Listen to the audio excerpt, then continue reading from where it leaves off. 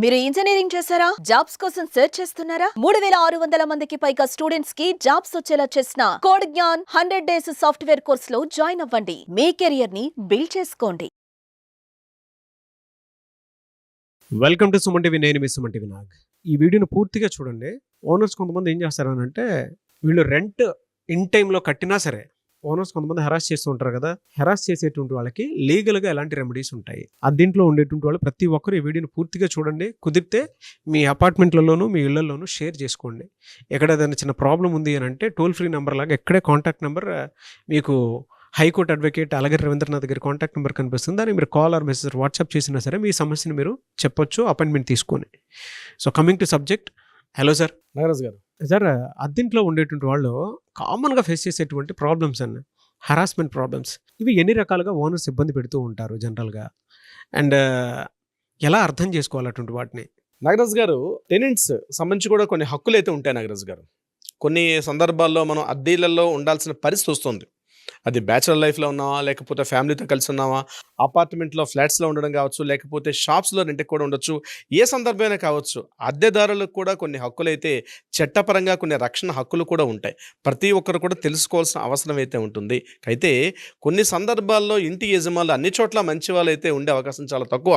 కొంతమంది హెరాస్మెంటే పనిగట్టుకొని చేసే కొంతమంది ఇంటి ఓనర్స్ కొంతమంది ఉంటారు, కావాలని చేస్తారు. అదొక టైప్ ఆఫ్ ఒక సైకిక్ ఆలోచన అనుకోండి, ఇతరత్ర ఏదైనా అనుకోండి. కానీ కొంతమంది ఇంటి యజమానులు వాంటెడ్లీ చేస్తారు. ఈ మొత్తం కేటగిరీస్ చేసినట్లయితే 3 రకాల కేటగిరీ చెప్పుకోవచ్చండి హెరాస్మెంట్. ఇప్పుడు నేను చెప్పే 3 కేటగిరీల్లో ఏదో ఒక కేటగిరీలో ఈ ఇంటి యజమానుల ద్వారా హెరాస్మెంట్ పొందినటువంటి అద్దెదారులు కొంతమంది ఉండే అవకాశం కూడా ఉంటుంది. 3 రకాల కేటగిరీల్లో ఫస్ట్గా చెప్పుకోవాల్సింది మానసికంగా హెరాస్మెంట్ చేయడం.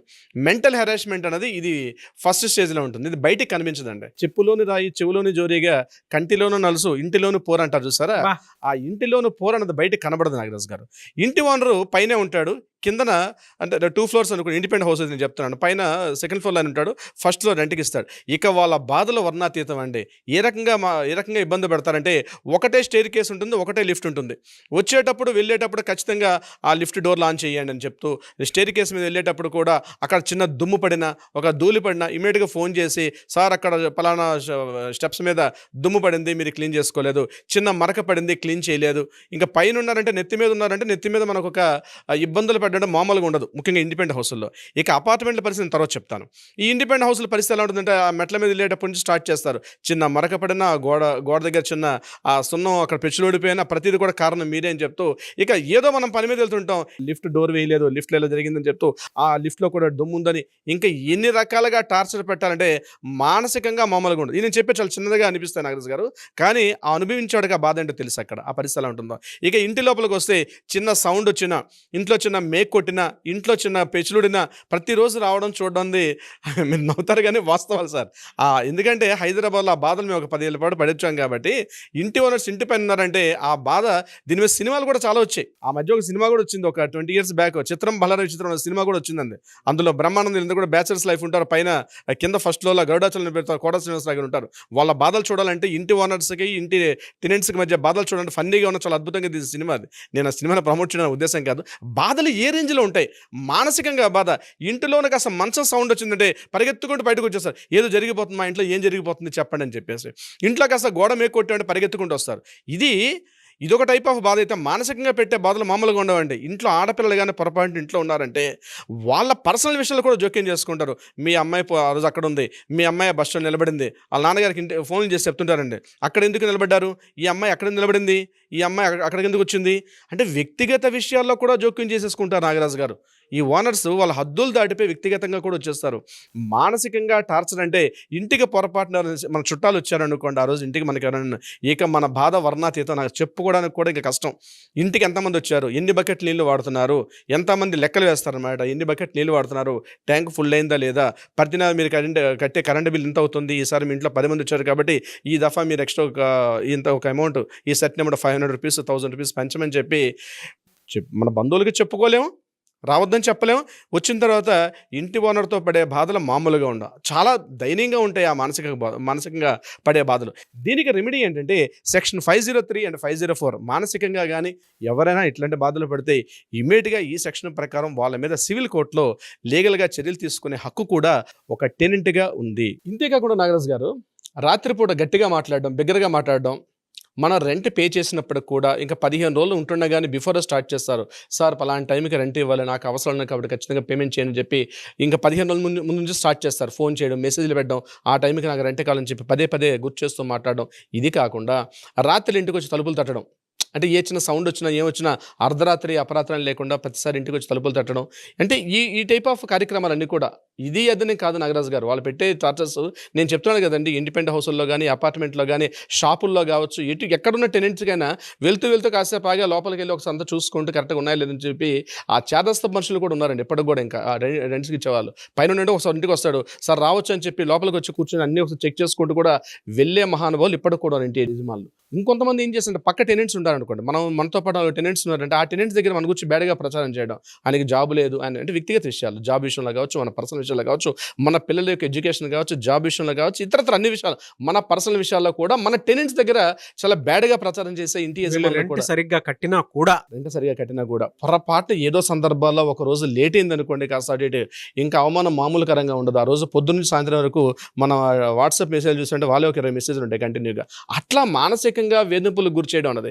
అరే ఇంత చిరాకు వస్తుంది ఇంటికేదో ప్రశాంతంగా ఇంటికి వెళ్ళేసరికల్లా ఇంటి ఓనర్ ఉండాలని భయపడిపోయి కాస్త రోడ్ల మీద తిరిగే మహానుభావులు కూడా కొంతమంది ఉన్నారు ఇంటి టెనెంట్స్. అంటే చెప్పుకోలేని మానసికంగా ఎన్ని రకాలుగా వేధింపులకు గురి చేయాలో అన్ని రకాల వేధింపులు కూడా గురి చేస్తారు వీళ్ళ సందర్భం నుంచి నాగరాజు గారు.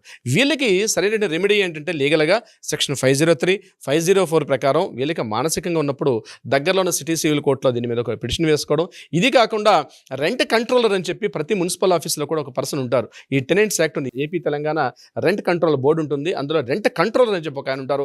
అక్కడికి అతనికి కూడా వెళ్ళి మనం రిటర్న్ కంప్లైంట్ ఇస్తే వాళ్ళు కూడా నోటీస్ పంపించి టెనెంట్స్కి ఉన్నటువంటి రైట్స్ మీద వాళ్ళు కూడా ఒక నోటీస్ పంపిస్తారు ఇంటి యజమానులకు కూడా. ఇది మెంటల్గా ఉన్నటువంటి అంటే మానసిక వేధింపులకు ఏ రకంగా గురి చేస్తారని చెప్పే ఉద్దేశం ఇది. ఇక నెంబర్ 2 విషయానికి వచ్చినట్లయితే శారీరకంగా ఫిజికల్గా ఏ రకంగా వాళ్ళు ఇబ్బందులు పెట్టే అవకాశం కూడా నేను చెప్తాను. ఇది కొద్దిగా వింతగా ఉన్నప్పుడు కూడా వాస్తవం నాగరాజు గారు. ఫిజికల్గా ఎలా చేస్తారంటే ప్రతి ఒక్క టెనెంట్ ఉన్నటువంటి వ్యక్తి తెలుసుకోవాల్సిన విషయం, మీరు ఒకసారి మీ ఇంట్లో మీరు టెనెంట్గా ఉండేటప్పుడు మీ పర్మిషన్ లేకుండా ఇంట్లోకి వచ్చే హక్కు ఆయనకు కూడా లేదు. ఇది ఫస్ట్ గుర్తుపెట్టుకోవాలండి. వితౌట్ యువర్ పర్మిషన్ ఇద్దరు ఫోన్ కానీ ఇంట్లోకి వచ్చినప్పుడు కూడా మిమ్మల్ని పర్మిషన్ లేకుండా ఇంట్లోకి వచ్చే హక్కు ఇంటి ఓనర్ కూడా లేదు. ఇది గుర్తుపెట్టుకోవాలి. కానీ వీళ్ళు ఏం చేస్తారంటే అడపాదడప వస్తుంటారు ఇంట్లోపలికి వస్తే. ఇంట్లో ఆడవాళ్ళు కావచ్చు, వాళ్ళ మగవాళ్ళు కావచ్చు, అడపాదడప అంటే ఏదో మా సొంత ఇల్లు అన్నట్టుగా లోపలికి రెంట్కి ఇచ్చినప్పుడు కూడా ఇంట్లోపలికి ఫ్రీగా వచ్చేస్తుంటారు, కిచెన్లోకి వెళ్తుంటారు, బెడ్రూమ్లోకి వెళ్తుంటారు, ప్రతి విషయంలో అంటే ప్రతి రూమ్లోకి ఎంటర్ అయిపోతుంటారు. ఇది ఫిజికల్గా చాలా తప్పని లెక్కలకు వస్తుంది. ఇది నెంబర్ 1. నెంబర్ 2, ఏదైనా సందర్భాల్లో రెంట్ కాస్త డిలే అయింది అనుకోండి, ఒక 2 days 3 days రెంట్ వీళ్ళు ఎక్స్క్యూజ్ చేయకుండా ఇమ్మీడియట్గా వాళ్ళ ఇంటికి పవర్ కట్ చేసే కొంతమంది శాడిస్ట్ యజమానులు ఉంటారు. అదేవిధంగా నల్లా కనెక్షన్, పవర్ సప్లై కాకుండా వాటర్ కనెక్షన్ ఉంటుంది, ఆ వాటర్ని కట్ చేస్తారు. మీరు పేమెంట్ ఇస్తే తప్ప మేము వాటర్ ఇవ్వని చెప్పి ఇంటికి వెళ్తున్న వాటర్ లైన్ కట్ చేస్తారు, ఇంటికి వెళ్తున్న పవర్ని కట్ చేస్తారు.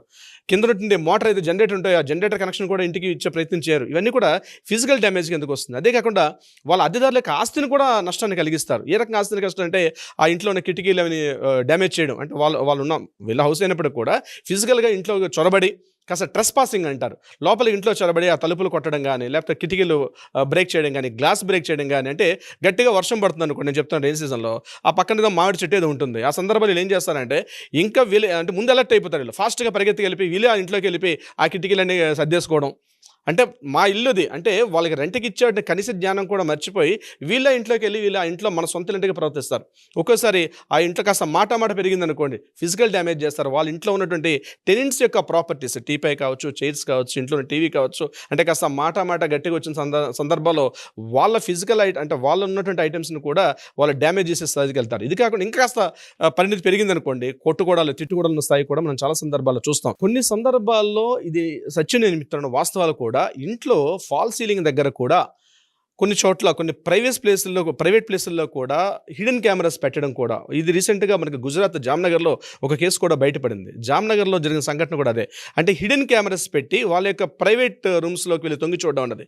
ఇది యాక్చువల్గా తర్వాత పెద్ద ఇష్యూ అయింది. దాని తర్వాత ఇంటి ఓనర్ చేయలేదు, ఇంటి ఓనర్ తలకి అబ్బాయి చేశాడని చెప్పి అదొక ఇష్యూ అయింది. రీసెంట్గా కోర్టులో కూడా ఇంకా స్టిల్ జామ్నగర్ కేసులో కోర్టులో ఇది నడుస్తూ ఉంది. ఇంట్లో భర్తలు ఆఫీస్కి వెళ్ళిన తర్వాత ఏం చేస్తారంటే అడ్వాంటేజ్ తీసుకొని పదే ఇంట్లోకి రావడం, వాళ్ళ ఒంటి మీద చేస్తూ మాట్లాడడం, ఏదో ఒక రిలేషన్షిప్ పెట్టుకొని మాట్లాడడం, అది క్యాస్ట్ కావచ్చు, రిలీజియన్ కావచ్చు, లేకపోతే హోదా కావచ్చు, ఏదో ఒక రిలేషన్షిప్ పెట్టుకుంటూ వాళ్ళతో పదే మాట్లాడడం.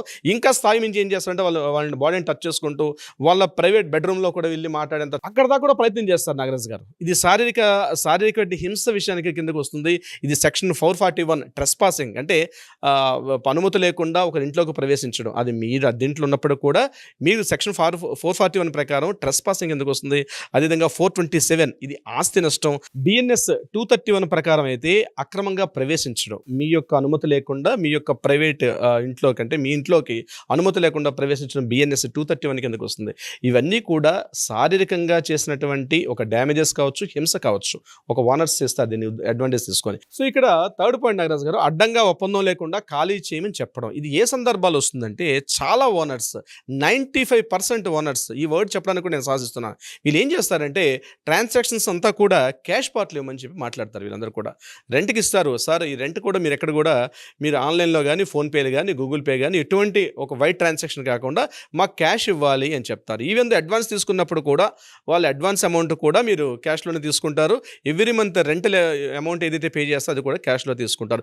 ఇక్కడ చాలా ఇబ్బందులు గురవుతారు టెనెంట్స్. ఏ రకంగా గురవుతారు నేను చెప్తాను. వీళ్ళు ఏం చేస్తారంటే ఒక అగ్రిమెంట్ ఉండదు, పేమెంట్ చేస్తుంటే ఒక లింక్ ఎప్పుడైతే లేకపోతే ఇమీడియట్గా ఏం చేస్తారంటే 2 months రెంట్ పే చేస్తారు. ఏ రకంగా, ఫర్ ఎగ్జాంపుల్ ఒక 15,000 రెంట్ పే చేస్తున్నారు. సడన్గా ఏమంటారు 2 months తర్వాత వేరే వాళ్ళు నాకు ఆల్రెడీ 20,000 రెంట్ వస్తుంది, మీరు ఆ అమౌంట్ ఒక 18,000 రూపీస్ పెంచుతారా లేకపోతే నేను వాళ్ళకి ఇమ్మంటారా అని చెప్తే ఆయన ఫోర్స్ చేస్తాడు. ఈ రకంగా కూడా ఎకనామిక్ థ్రెట్స్ అనమాట. అంటే మీరు ఏం చేస్తారో నా ఇంట్లో ఉన్నా అని చెప్పి మీరంతా ప్రిపేర్ అయ్యి ఉంటే, అదే మీరు కానీ ఆన్లైన్లో పేమెంట్ కానీ ఒక వైట్ ట్రాన్సాక్షన్ మీరు చూపించినట్లయితే, ఒక అగ్రిమెంట్ మీ మధ్య బాండ్ ఉన్నట్లయితే మీరు ఎట్టి పరిస్థితుల్లో కూడా ఆయన వైట్ చేసే అవకాశం చాలా తక్కువ ఉంటుంది. కానీ ఎప్పుడైతే క్యాష్ ట్రాన్సాక్షన్స్ అని మీరు ఎప్పుడైతే ఎంటర్టైన్ చేశారో ఇమీడియట్గా ఆయన ఏం చేస్తారంటే ఎకనామిక్ థ్రెట్స్ అనే కాన్సెప్ట్లో ఏం చేస్తారంటే ఇమీడియట్గా నాకు అర్జెంట్గా చేసేయండి సార్ అంటే దానికి టైం లిమిట్ ఉండదు. సడన్గా 2 monthsకి, ఎవ్రీ మంత్ 3 monthsకి, 4 monthsకి ఒకసారి కూడా రెంట్స్ పెంచుకుంటూ వెళ్ళిపోతారు. చాలా చోట్ల చాలా మంది ఇబ్బందులు పడే సందర్భాలు కూడా మాకు చాలా కేసులు కూడా వస్తుంది. సందర్భించి నాగరాజు గారు అడిగితే ఏంటంటే లేదంటే వైట్ అమౌంట్ అడుగుతున్నాను, ఆయన క్యాష్ బ్లాక్ అమౌంట్ అడుగుతున్నాడు, క్యాష్ అడుగుతున్నానండి, అందుకే నేను మీకు క్యాష్ ఇస్తున్నానని చెప్పాడు. ఇక్కడ చాలా ఇబ్బందులు గుర్తుపెట్టుకోండి. ఎట్టి పరిస్థితుల్లో కూడా క్యాష్ ట్రాన్సాక్షన్స్ అంది ఎంటర్టైన్ చేయకండి. మీరు ఒక రిసిప్ట్ తీసుకుని ఒకవేళ క్యాష్ ట్రాన్సాక్షన్ అడిగి అనుకోండి, ఒక 50% క్యాష్ ఇవ్వండి, 50% వైట్ ఇవ్వండి, బట్ ఏదైనా ఒక రిసిప్ట్ తీసుకునే అవకాశం ఉంటే ప్రయత్నం చేయండి. లేకపోతే ఇబ్బందులు గురేది టెనెంట్సే చాలా ఇబ్బందులు గురవుతారు. ఇది ఒక రకంగా. నెంబర్ 2 ఏంటంటే ఒక అగ్రిమెంట్ ఉంటుంది వాళ్ళకి మధ్య. ఈయన ఏం చేస్తాడు, ఈ ప్రాపర్టీ వేరే వాళ్ళకి అమ్మేస్తాడు. తనకు ఉన్నటువంటి ప్రాపర్టీ రెంటల్ అగ్రిమెంట్ ఉంటుంది. ఆల్రెడీ రెంటల్ అగ్రిమెంట్ ఒక 3 months 4 months అవగానే ఈ ఓనర్ ఏం చేస్తుంటే ప్రాపర్టీ వేరే వాళ్ళకి అమ్మేసుకుంటాడు. వేరే వాళ్ళకి ప్రాపర్టీ అమ్మేసినప్పుడు అతను వచ్చేసి ఇమీడియట్గా వేకెంట్ చేస్తారా చేయరా, నేను వేరే వాళ్ళకి ప్రాపర్టీ అమ్మేస్తాను కాబట్టి నువ్వు వేకెంట్ ఖాళీ చేసి వెళ్ళిపో, వాళ్ళు ఎక్కువ రెంట్ అడుగుతున్నా అంటారు. అగ్రిమెంట్లో ఉన్నారు, ఓనర్ తన ప్రాపర్టీ వేరే వాళ్ళకి అమ్మేశాడు. ఆ ఓనర్ కన్నా ఈ ఓనర్ ఏం చేస్తారంటే కొత్త ఓనర్ చేతిలోకి వెళ్ళిపోయింది కాబట్టి మీరు ఇమీడియట్గా వేకెంట్ చేయమని చెప్పి, ఇది కూడా ఎకనామికల్ థ్రెట్స్ కిందకి వస్తుంది. ఈయనేమంటారు, నేను ముఖ్యంగా ఈ ప్రాబ్లం ఎక్కడ వస్తుందంటే షాప్స్ వాళ్ళకి వస్తుంది. నాగరాజు గారు షాప్లో ఉంటాడు, సడన్గా ఓనర్ వేరే వాళ్ళకి అమ్మేశాడు.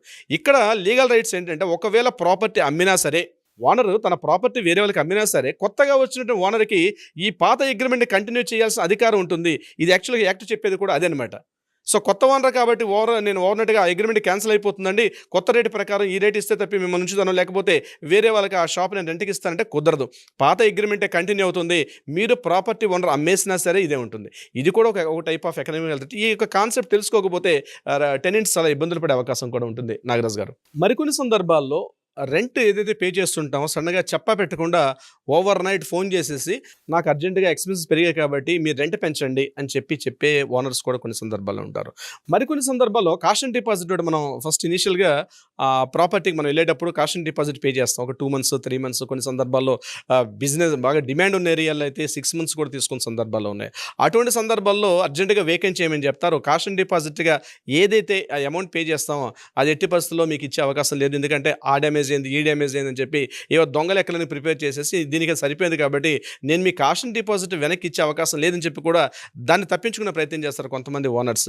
ఈ రకంగా కూడా. అన్నిటికన్నా మరొక దారుణం ఏంటంటే నాగరాజు గారు, వితౌట్ ప్రయర్ నోటీస్ ఇవ్వకుండా సడన్గా మా ఇంటి చుట్టాలు వస్తున్నారనో లేకపోతే మా పేరెంట్స్ వచ్చేస్తున్నారనో ఇతరత్ర ఏదో కారణాలు సాగ్గా చూపుతూ ఆ ప్రాపర్టీని వేకెంట్ చేయమని చెప్పి వితౌట్ ఒక నోటీస్ లేకుండా వేకెంట్ చేయమని చెప్పి ఫోర్స్ చేస్తుంటారు చాలా సందర్భాల్లో. ఒకవేళ వేకెంట్ చేయకపోతే కాస్త నవ్వులట్టుగా ఉంటుంది, కానీ వాస్తవాలు అంటే ఆ వెళ్తున్న వ్యక్తుల మీద కాస్త నీళ్లు పోయడం, ఆ ఇంటికి కావాల్సిన పవర్ కట్ ఏదైతే ఉంటుందో పవర్ సప్లై కట్ చేసేసుకోవడం, అదేవిధంగా నల్ల కనెక్షన్ వాటర్ సప్లై వస్తుంటుంది ఆ వాటర్ని డిస్కనెక్ట్ చేయడం, ఇట్లాంటి రకాలుగా వాళ్ళని ఏదో రకంగా బయటికి వెళ్ళాలంటే పొమ్మలు లేక పొగబెడతారన్న సామెత కూడా తెలుగులో చెప్తారు. ఆ మాదిరిగా ఏంటంటే ఇటువంటి చేష్టలని చేసి వాళ్ళని రకరకాలుగా హింసిస్తూ ఉంటారు. అంటే నేను చెప్పినట్టు ఈ కేటగిరీస్ అన్నీ కూడా టెనెంట్స్ ఏదో ఒక సందర్భంలో ఏదో ఒక కేటగిరీలో ఈ రకంగా సఫర్ అవుతుంటారు నాగరాజ్ గారు, ఏదో ఒక రకంగా ఉన్నారు సార్. ఇప్పుడు కింద కమెంట్ బాక్స్ లో పోస్ట్ చేస్తారు కూడా, అవునండి వాళ్ళు ఎన్ని రకాలుగా ఇబ్బంది పడుతున్నారు అనేది. ఈ మూడిట్లో ఒక కేటగిరీ డెఫినెట్ గా ఉంటుంది.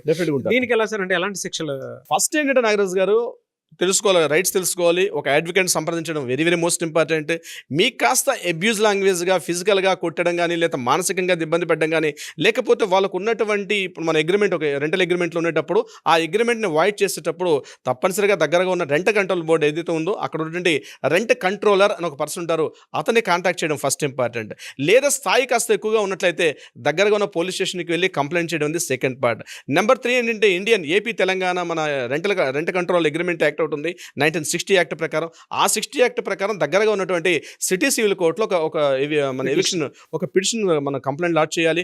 పిటిషన్ వేస్తే ఖచ్చితంగా ఓనర్స్ కూడా పంపిస్తారు. ఇది కాకుండా మన ప్రాపర్టీస్ కొన్నిసార్లు ఏం చేస్తారంటే వాళ్ళు జప్తు తీసేసుకుంటారు, అంటే ఇంటి నుంచి వెళ్ళగొట్టేస్తారు అని పూర్తి. ఇది ఇంకా చాలా తీవ్రమైన స్థాయి అనమాట. ఇంట్లో ఉన్న వస్తువులను పక్కన పెట్టేసి మీరు బయటికి వెళ్ళిపోమని చెప్పి కూడా బయటికి నెట్టివేసే ప్రయత్నాలు కూడా చేస్తారు. అటువంటి సందర్భాల్లో రికవరీ కోసం అని చెప్పి కూడా మరలా మనం సిటీ సివిల్ కోర్టు నుంచి కూడా ఆర్డర్ తీసుకొచ్చే అవకాశం కూడా ఉంటుంది. ఇది ఓన్లీ టెనెంట్స్కి రెంటల్ అగ్రిమెంట్లో ఉన్న వాళ్ళకి. మరలా లీజ్లో పడే వాళ్ళకి అసలు ఇంకో రకంగా ఉంటాయి నాగరాజ్ గారు. లీజ్ అగ్రిమెంట్ అనేది చాలా డిఫరెంట్గా ఉంటుంది. అంటే లీజు టెనెంట్ రెంటల్ దగ్గరగా కనిపిస్తున్నప్పుడు కూడా లీగల్గా చాలా వ్యత్యాసం ఉంటుంది. లీజ్ అగ్రిమెంట్లో ఉండడం వేరు, రెంటల్ అగ్రిమెంట్లో ఉండడం వేరు. ఇప్పుడు నేను చెప్పేవన్నీ కూడా రెంటల్ అగ్రిమెంట్లో పడే వాళ్ళ బాధలు ఎలా ఉంటాయి, వాళ్ళకి కావాల్సిన రెమెడీస్ ఎలా ఉంటుంది ఇప్పుడు ఈ వీడియో ద్వారా మనం తెలుసుకున్నాం. కానీ లీజ్ అగ్రిమెంట్లో ఎలా ఉంటాయి ఆ కష్టాలు సుఖాలన్నీ కూడా మనం మరొక వీడియోలో డిస్కస్ చేద్దాం నాగరాజ్ గారు. డెఫినెట్గా సార్.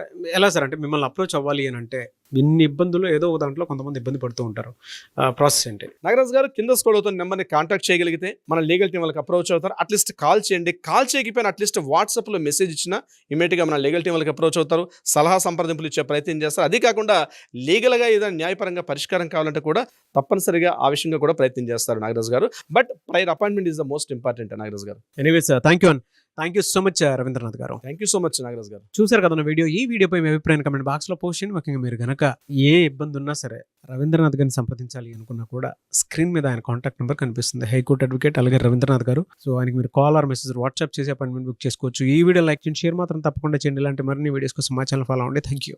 సుమన్ టీవీలో మీ పర్సనల్ అండ్ బిజినెస్ ప్రమోషన్స్ కోసం కింది నెంబర్కి కాంటాక్ట్ చేయండి.